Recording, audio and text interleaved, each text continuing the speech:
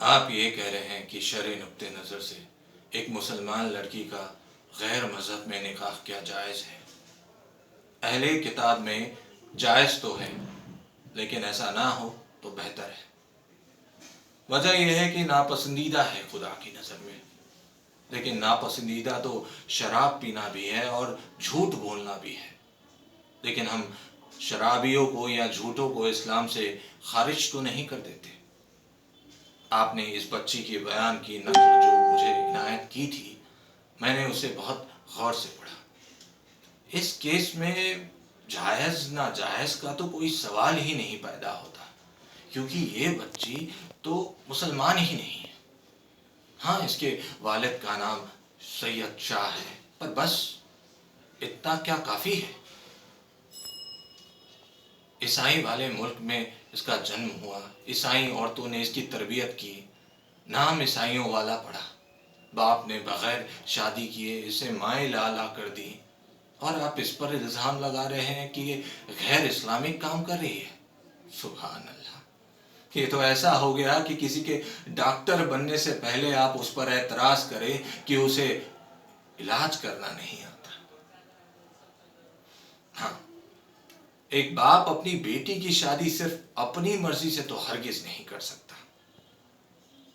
کیا فرمایا آپ نے؟ اسلام ایک لڑکی کو اپنی مرضی سے شادی کرنے کی اجازت دیتا ہے۔ اجازت، حق ہے اس کا، پیدائشی حق۔ حدیث کی کتاب کھول کر دیکھیے، نسائی والیوم چیپٹر 2 کتاب النکاح ورق نمبر 403۔ نبی کریم صلی اللہ علیہ وسلم نے بتایا ہے کہ ایک عورت ان کے پاس آئی اور کہنے لگی کہ یا رسول اللہ، میرے والد نے مجھ سے پوچھے بغیر میری شادی کروا دی تھی، میں کیا کروں؟ مجھے میرا خاوند پسند نہیں ہے۔ ایک لمحے کا بغیر توقف کیے انہوں نے فرمایا کہ میں ابھی تمہارا نکاح ختم کیے دیتا ہوں۔ حدیث کی دوسری کتاب کھولیے، بخاری شریف والیوم 3 کتاب النکاح ورق نمبر 94۔ خان ثابت انتظام کہتی ہیں کہ میرے والد نے مجھ سے پوچھے بغیر میرا نکاح کروا دیا تھا، مجھے اپنا خاوند پسند نہیں تھا۔ میں رسول اللہ کے پاس گئی اور انہوں نے فوراً وہ نکاح منسوخ کروا دیا۔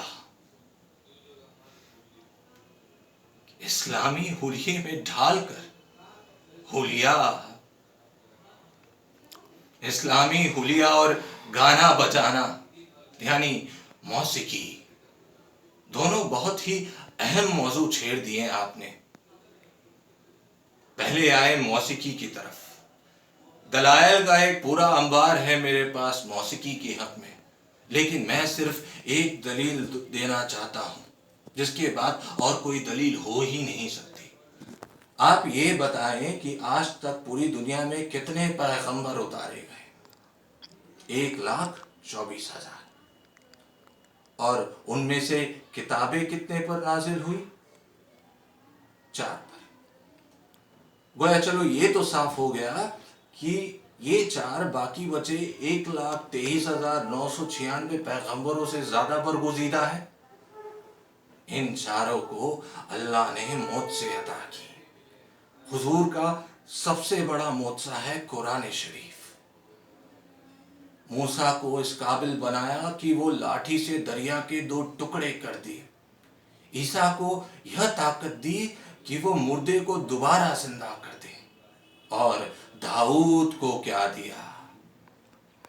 موسیقی، ایسی سریلی آواز اور سازوں اور راگوں پر اتنا عبور کی سر لگائے تو پہاڑ ساتھ گانے لگے۔ دنیا بھر کے پرندے اس کی آواز میں مدہوش ہو کے جانب کھینچے چلے آئے۔ ذرا زبور اٹھا کر دیکھیے، یہ تک لکھا ہے کہ کن راگوں سے اور کن سازوں پہ گا کے حضرت داؤد الصلاۃ والسلام نے خدا کی حمد و ثنا کی۔ یہ کیسے ممکن ہے کہ خدا کریم صرف اپنی تعریف سننے کے لیے ایک حرام چیز کا انتخاب کرے اور اپنے ایک برگزیدہ پیغمبر کو حرام چیز معجزے میں بھی عطا کرے؟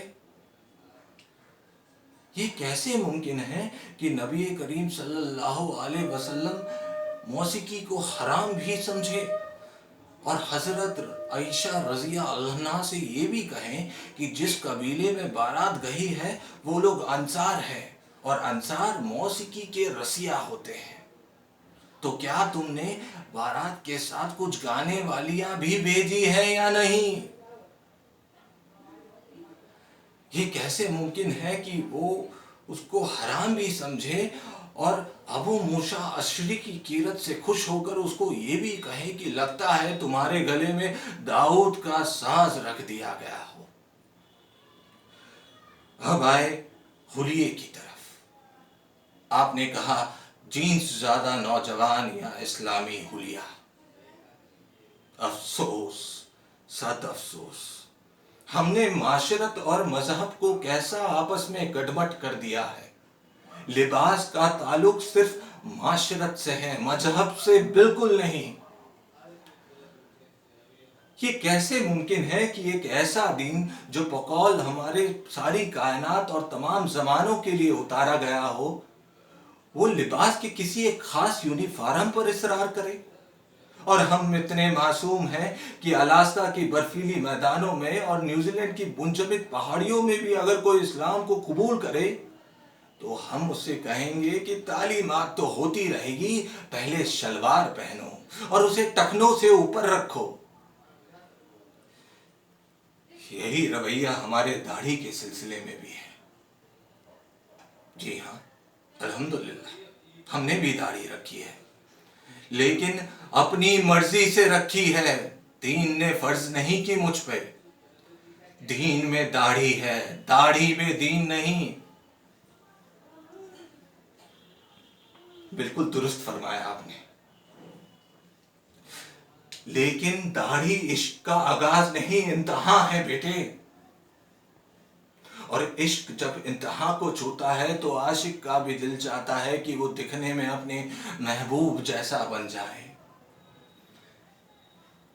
کیا خوب کہا ہے کسی پنجابی صوفی شاعر نے، سہیوں نی مینوں رانجھا کھو، ہیر نہ کھو کوئی۔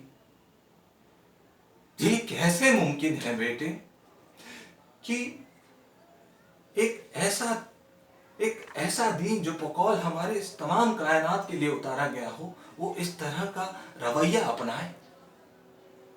کہیں ہم غلطی سے عاشق رسول کے بجائے عاشق ابو جہل تو نہیں پیدا کر رہے ہیں؟ کہیں غلطی سے ہم عاشق کا پہلا قدم عشق کی آخری سیڑھی پہ تو نہیں رکھوا رہے ہیں؟ کیونکہ داڑھی تو ابو جہل کی بھی تھی اور لباس بھی وہی تھا جو رسول اللہ سے ویتن فرماتے تھے۔ ترتیب الٹی ہے بیٹے، پہلے ظاہر کو نہیں باطن کو ٹھیک کرو، اندر آگ لگاؤ، باہر خود پر خود آئے گی، ورنہ یہی ہوگا کہ ہم حرام کی کمائی جیب میں ڈالے حلال گوشت کی دکان پھر ڈھونڈتے پھر رہے ہوں گے۔ میوزک یا اسلام، اسلام یا پتلون میں سے یا نکال دو۔